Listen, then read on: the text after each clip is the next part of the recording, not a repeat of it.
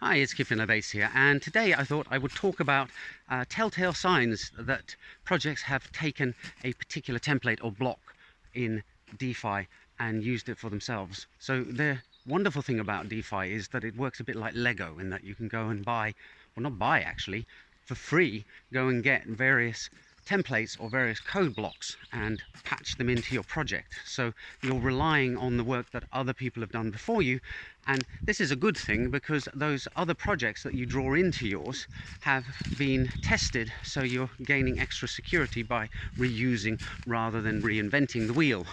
But it is amusing to see when one of these templates is taken how projects typically go about using them. One of the first things they'll do is they'll go and change the graphics that are used, mess a bit with the layout and stuff like that, so that they're putting their own stamp on it, that it's theirs and not somebody else's. And you know, this makes sense from a marketing point of view. If you're copying a design of a bicycle, you don't want to copy it completely. You want to paint it a different color or add some extra fancy bells and whistles and tassels on it so that it looks like it's yours and not just a complete and utter rip-off. The thing is that there are always signs that give away that this copying has taken place. And as I've said, the copying is not a bad thing, but maybe it would be good to always ensure that there's an acknowledgement that you've taken another project's building block when you're building your system.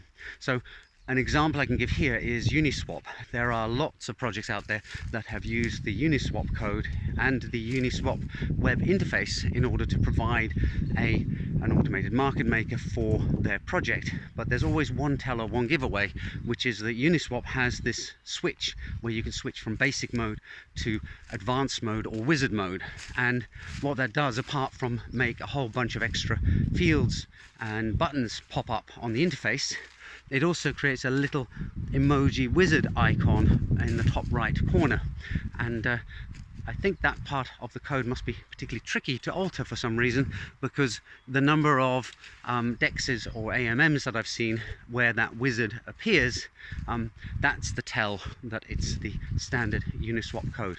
And from my perspective personally, when I see that, that actually gives me a feeling of a bit more security and reliability, because at least I know that the team has taken some code that has been thoroughly tested and was produced by competent developers in the first place. As for the rest of the code in a project, well, that requires a little bit more investigation to ensure that it actually is workable and reliable.